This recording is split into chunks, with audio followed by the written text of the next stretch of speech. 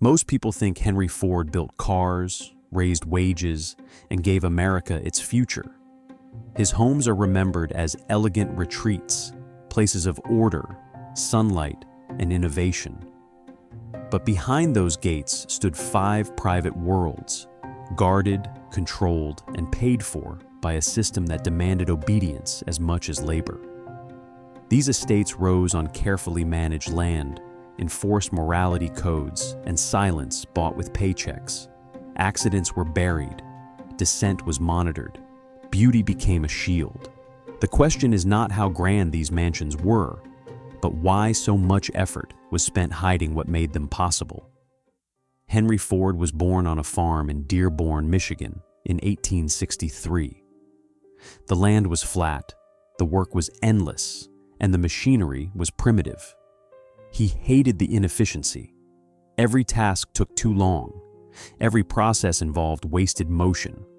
His father wanted him to inherit the soil, but Ford saw only limitation. He left for Detroit at 16, determined to master machines instead of crops. The lesson stayed with him. Systems could be perfected. Labor could be measured. Time itself could be controlled. By 1903, Ford had founded his motor company. By 1908, he introduced the Model T, a car designed not for luxury, but for mass production. It was simple, reliable, and cheap enough for the people who built it. Within 5 years, Ford dominated the American automobile market, but scale created a problem. Building cars required workers. Workers brought unpredictability. Ford's solution was radical. In 1914, he announced the $5 day, doubling wages overnight. Newspapers called it revolutionary. Workers flooded the factory gates. The world celebrated Ford as a champion of the common man. But the wage came with conditions. Ford did not just buy labor, he bought compliance. To receive the full $5, workers had to pass inspection. Ford created the sociological department, a team of investigators who visited homes unannounced. They checked for cleanliness. They reviewed household budgets. They questioned wives about spending habits and husbands about alcohol consumption. Workers who lived in crowded tenements were penalized. Those who spoke languages other than English were ordered to attend company classes. Immigrants were required to adopt American customs or lose their bonuses. The inspections were not suggestions. They were requirements. Fail, and your wages dropped. Resist, and you were fired. Ford believed he was teaching discipline. His workers learned they were being managed. By 1920, the Ford Motor Company employed more than 100,000 people. Production lines stretched across sprawling complexes in Highland Park and River Rouge. The factories ran with mechanical precision, every motion timed, every worker tracked. Efficiency was gospel. Deviation was sin. Ford turned his wealth toward land. He purchased property across Michigan, assembling estates that reflected his vision of order. The first was Fair Lane, a 240-room mansion on 1,300 acres along the Rouge River in Dearborn. It opened in 1915. Ford hired architect William Van Tyne, but controlled every decision. The house featured hydroelectric power generated on site. Ford installed a private laboratory, a 9-hole golf course, and miles of manicured trails. The estate was self-sufficient, a demonstration that wealth and efficiency could coexist without dependency on public infrastructure. Fair Lane was not merely a residence, it was a statement. Ford built a powerhouse that supplied electricity not only to his home, but to his factories nearby. The river itself was redirected to serve his needs. Nature was not preserved, it was employed. The gardens required a permanent staff of dozens. Groundskeepers maintained lawns that stretched beyond sight. Ford demanded perfection. A single weed could cost a worker his job. The house staff lived on site, governed by rules as strict as any factory shift. They wore uniforms. They followed schedules. They spoke only when necessary. Ford did not stop at Fair Lane. He purchased additional properties. Richmond Hill, a sprawling Georgia plantation.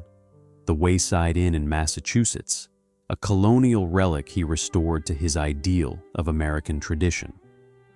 Smaller retreats in northern Michigan, secluded and controlled.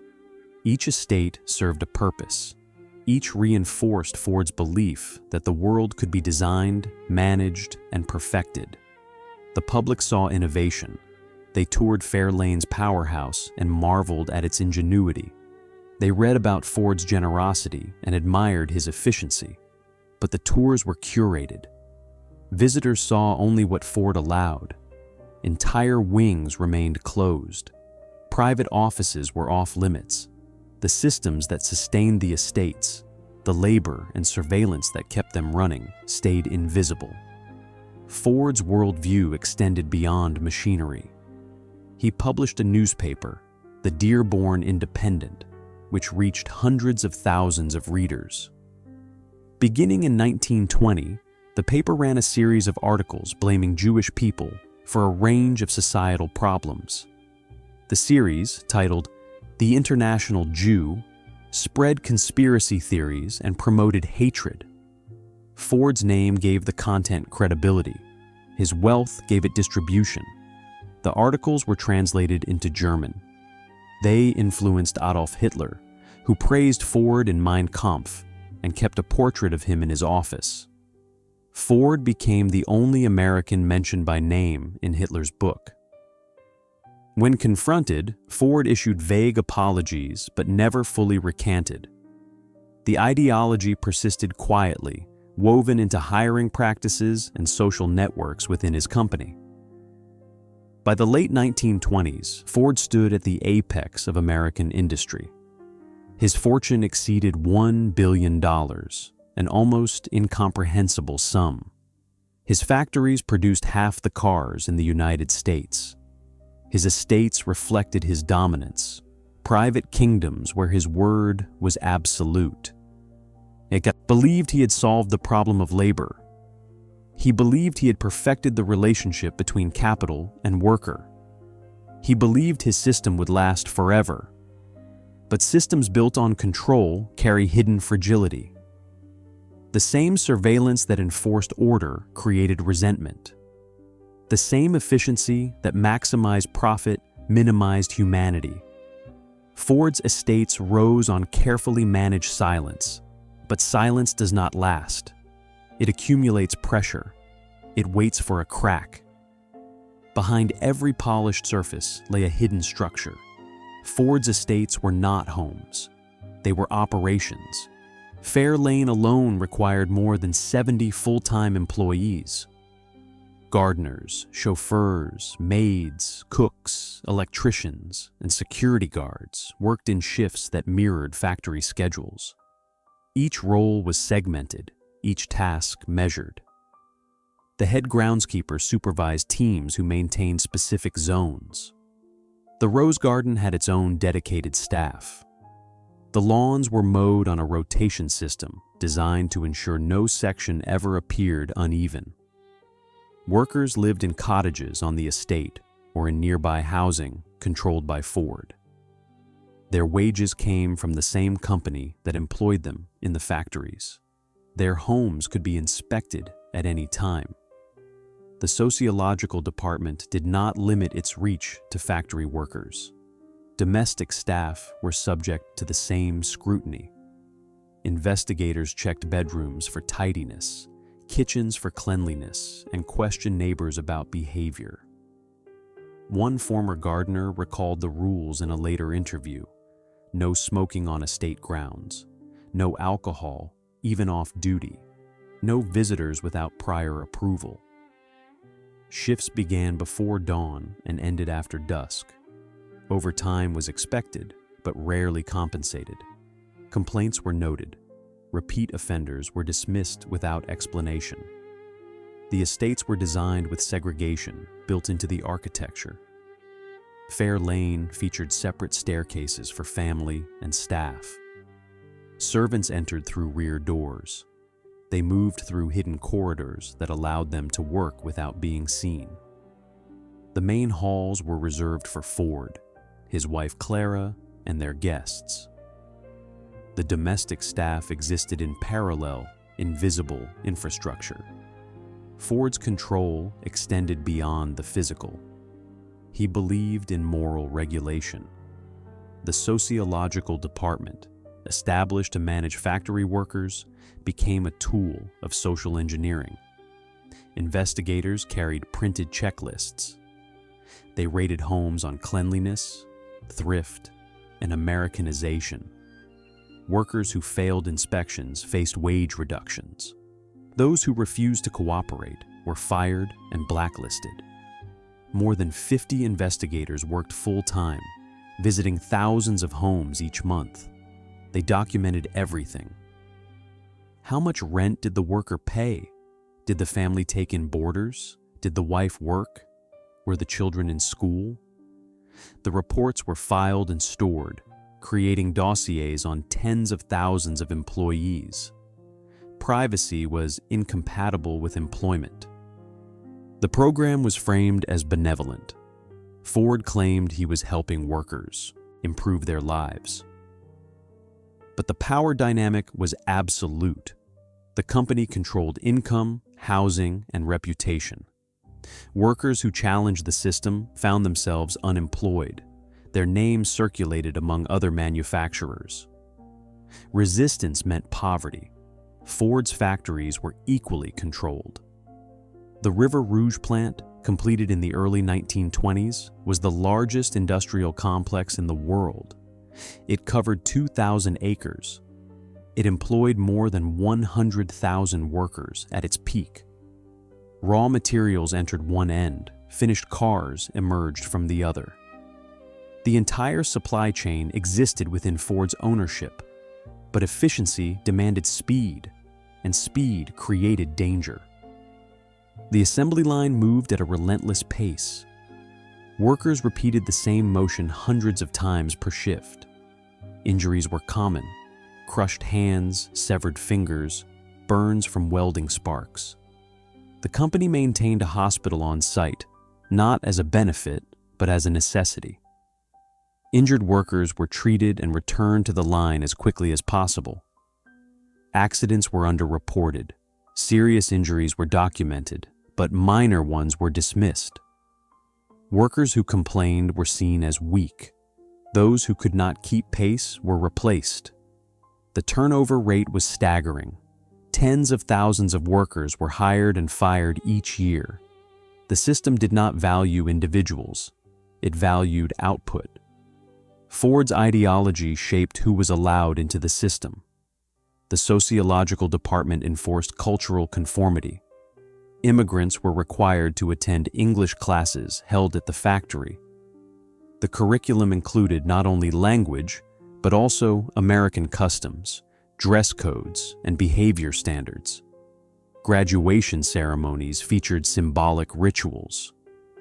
Workers entered wearing traditional clothing from their home countries and exited dressed in identical American suits, shedding identity for acceptance. This was not education. It was assimilation by coercion. Jewish workers faced particular scrutiny.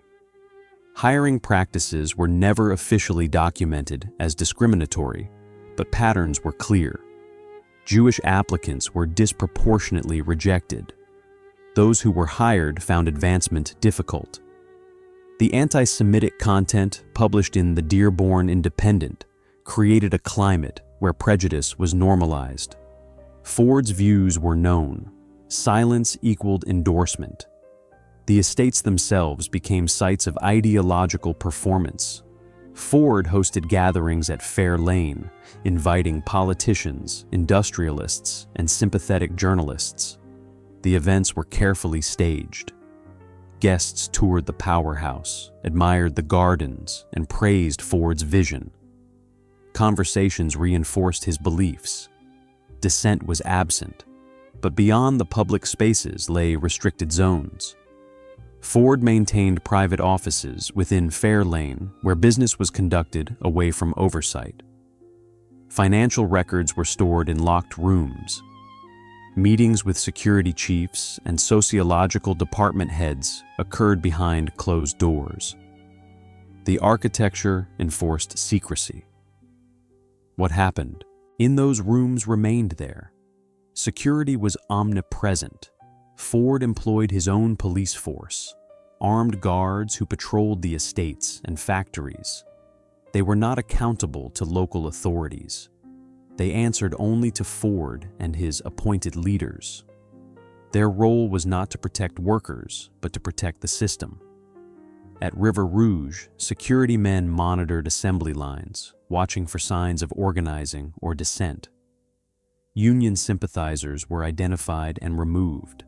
Labor activists were beaten. The violence was deliberate, a message that collective action would not be tolerated. The company's power was physical as well as economic. Ford's wealth allowed him to operate outside normal accountability. He owned the land, the factories, the housing, and the jobs. Challenges to his authority were rare because the cost was total. Lose your job, lose your home, lose your future. The system was designed to be inescapable. The estates stood as proof that this system worked. They were beautiful. They were efficient. They demonstrated that control produced order. But the beauty required constant labor. The order required constant surveillance. The system did not sustain itself. It consumed people. By the early 1930s, cracks began to show. The Great Depression devastated the economy. Car sales collapsed. Ford cut wages and slashed employment. Workers who had once been praised as partners were now expendable. The moral justification for control evaporated. What remained was raw power. And power, when stripped of legitimacy, invites resistance. The breaking point came on May 4, 1937. Tensions had been building for years. The Depression had shattered the illusion that Ford's paternalism protected workers. Layoffs were brutal and arbitrary. Wages fell. Conditions worsened. The assembly line, once celebrated as innovation, was now recognized as exploitation. Workers began organizing. The United Auto Workers Union was gaining strength. By 1937, it had secured recognition at General Motors and Chrysler through sit-down strikes. Ford remained the holdout. He refused to negotiate. He refused to acknowledge the union's legitimacy. His security force, led by Harry Bennett, prepared for confrontation. Bennett was Ford's enforcer. A former sailor with a reputation for violence, he controlled the factory police and the network of informants who monitored workers. He reported directly to Ford, bypassing all other executives. His power was absolute. His methods were brutal. On that May afternoon, union organizers planned to distribute leaflets at the River Rouge plant. It was a peaceful action, protected by law. The organizers stood on a pedestrian overbridge leading to the factory gates. They held stacks of printed materials. Photographers from local newspapers were present, expecting a routine labor demonstration. What happened next was not routine. Bennett's security men emerged from the plant. They wore no uniforms, no badges. They carried clubs and metal pipes. They moved quickly. The attack was sudden and vicious. Organizers were beaten to the ground. Photographers were targeted, their cameras smashed. One journalist, James Kilpatrick, captured images before his equipment was destroyed. The photographs showed men bleeding, bodies on the concrete, and security forces standing over them. The event became known as the Battle of the Overpass. It was not a battle. It was an assault. 4 union organizers were hospitalized. Dozens more were injured. The photographs appeared in newspapers across the country. Public opinion turned sharply against Ford. The violence was not an accident. It was policy. Ford had authorized Bennett to prevent union organizing by any means necessary. The attack was meant to send a message. Instead, it revealed the system's true nature. The efficiency, the paternalism, the moral oversight, all of it rested on the threat of violence. Legal consequences followed. The National Labor Relations Board ruled that Ford had violated federal labor law. The company was ordered to cease intimidation and recognize the workers' right to organize. Ford resisted for 4 more years, but the damage was done. His image as a benevolent industrialist was shattered. The estates, once symbols of success, now felt like fortresses built to protect a tyrant. Inside Fairlane, Ford's health was failing. He was in his 70s, increasingly isolated. His son Edsel, groomed to lead the company, was undermined at every turn. Ford refused to relinquish control. He overruled decisions, dismissed executives Edsel had hired, and empowered Bennett to act as a shadow authority. The family fractured under the strain. Edsel died in 1943 at the age of 49. The official cause was stomach cancer, but those close to the family believed the stress of working under his father's domination had contributed. Ford was devastated, but he did not change. He clung to power even as his mental faculties declined. The estates became prisons of a different kind. Fairlane's vast halls echoed with silence. The staff remained, performing their duties, but the vitality was gone. Ford wandered the grounds, inspecting machinery that no longer needed his attention.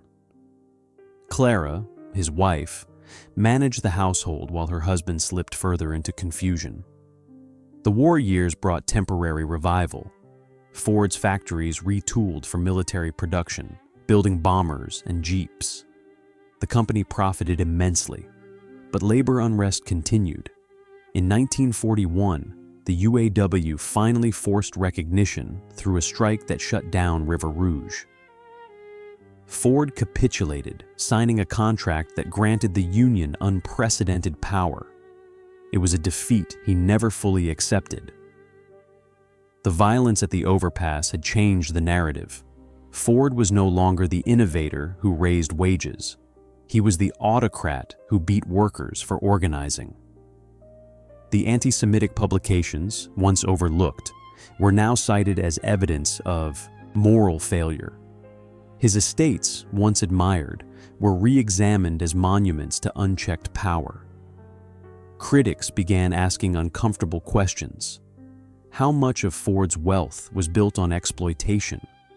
How many workers had been injured or killed in his factories? How many families had been destroyed by the sociological department's invasions? The efficiency that Ford celebrated had a human cost. The system that produced Model Ts also produced suffering. Ford never publicly acknowledged these criticisms. He retreated further into his estates, surrounded by loyalists who reinforced his worldview. Bennett remained at his side, consolidating control. The company's leadership became a battleground between Bennett's faction and those loyal to Edsel's widow, Eleanor, who fought to protect her son, Henry Ford II's inheritance. In 1945, Eleanor forced a confrontation. She threatened to sell her shares unless Henry Ford II was installed as president. Ford, weakened and confused, agreed. Bennett was ousted. The security apparatus was dismantled. The era of absolute control ended, but the estates remained. They stood as physical evidence of what had been built and what it had required. Fairlane's powerhouse still generated electricity. The gardens still bloomed. The hidden corridors still led to locked rooms. The beauty had not faded, but its meaning had changed. These were no longer symbols of innovation. They were reminders of what happens when power is concentrated, when efficiency replaces ethics, when control becomes an end in itself. The crisis had exposed the foundation. The foundation was coercion. Henry Ford died on April 7, 1947, at Fair Lane. He was 83 years old. The funeral was private, attended by family and a small circle of associates. The public mourned the inventor, the man who had put America on wheels. The workers who had built his empire were not invited. The estates outlasted him, but their purposes shifted. Fair Lane passed to the Ford family, then to the University of Michigan Dearborn. It opened as a historic site in 1971, offering tours that emphasized innovation and philanthropy. The sociological department was mentioned briefly, if at all. The violence at River Rouge was contextualized as labor disputes common to the era. The anti-Semitism was acknowledged with discomfort and quickly moved past. The narrative softened. Ford became a symbol of American ingenuity, a complicated figure whose flaws were eclipsed by his achievements. The Model T was celebrated. The assembly line was taught in schools as progress. The $5 day was remembered as generosity. The suffering was footnoted. This transformation was not accidental. It was the result of deliberate memory management. The Ford Motor Company, under Henry Ford II's leadership, invested in public relations campaigns that emphasized the company's contributions to society. Scholarships were funded. Museums were endowed.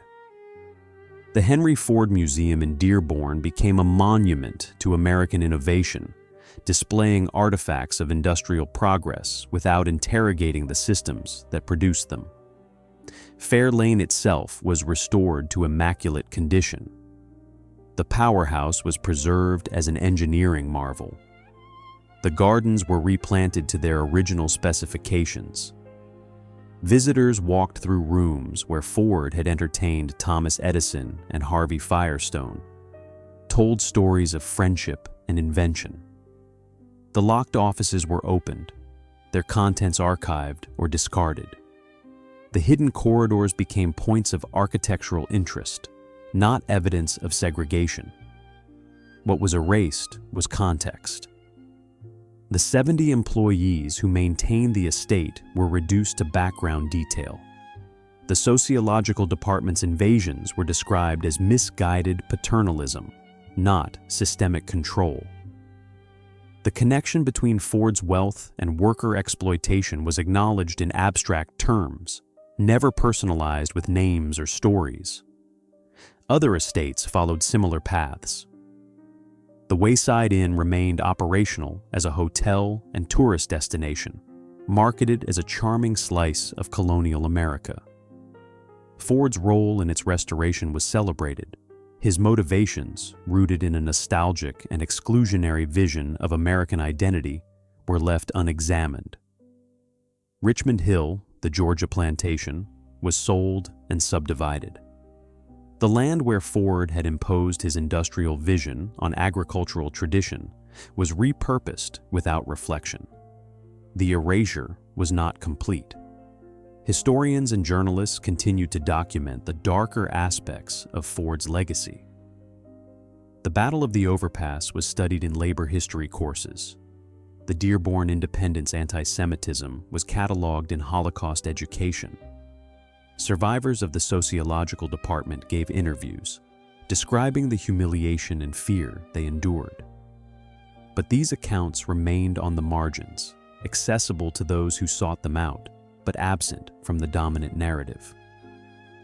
Public memory prefers simple stories. Ford as genius is simple. Ford as innovator is simple. Ford as autocrat who built beauty on coercion is complex. Complexity does not fit on plaques or in museum brochures. So the estates became monuments to achievement, stripped of the systems that made them possible. But the buildings themselves resist simplification. Walk through Fair Lane today, and the architecture speaks. The separate staircases still divide family from staff.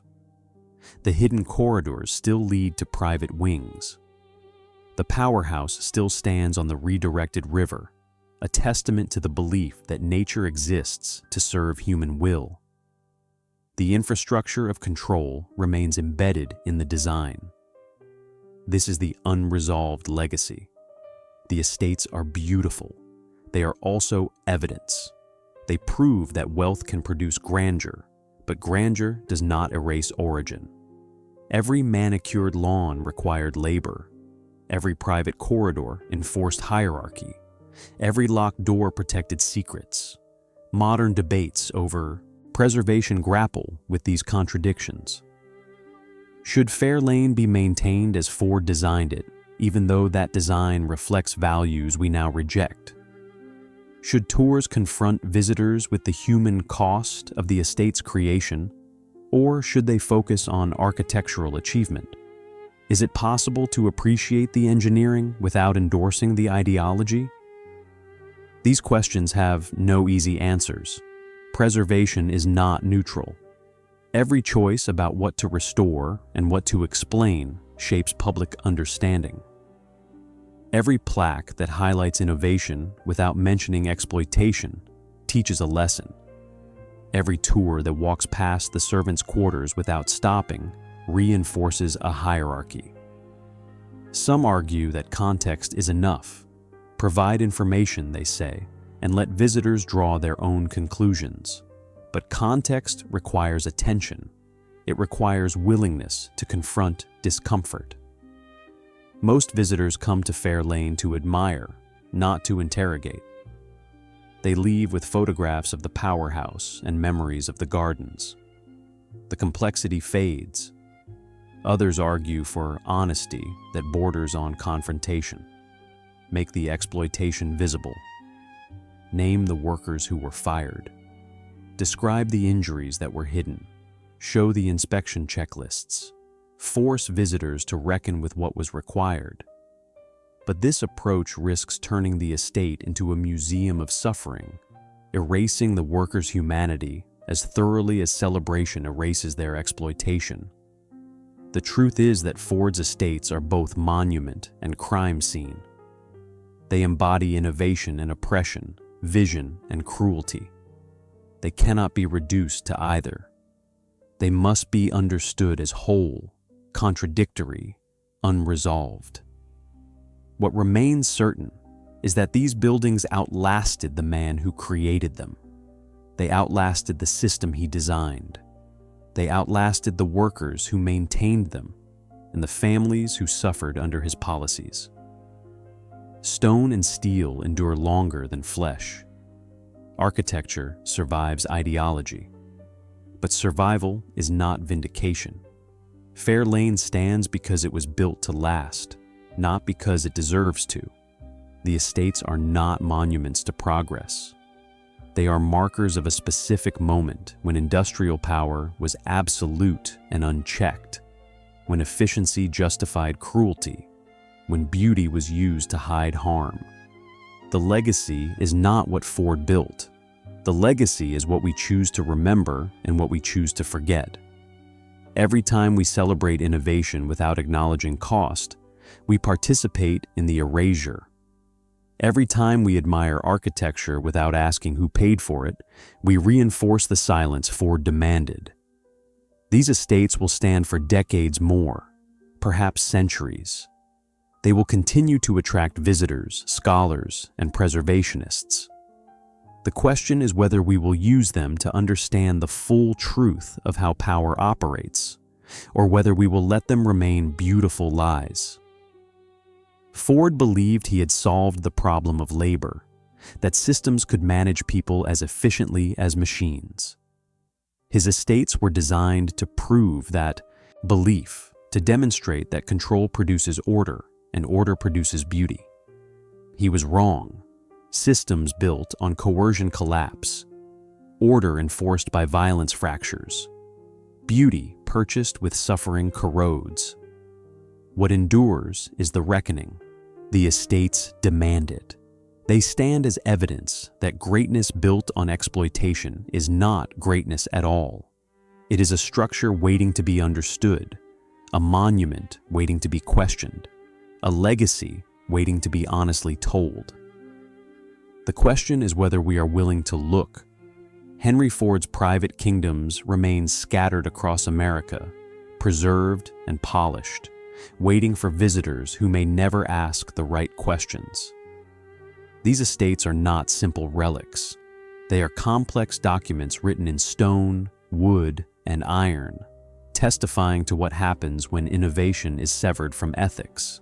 If this exploration of Ford's architectural empire raised questions you had not considered, there are other estates whose stories deserve the same scrutiny. Which mansion's hidden history should be examined next? Share your thoughts in the comments. If you found value in this deeper look at how wealth constructs both beauty and control, consider subscribing. These stories matter because they reveal how power operates then and now. The past is not past. It is preserved, waiting in the gardens and corridors of places we are told to admire without question. Thank you for watching.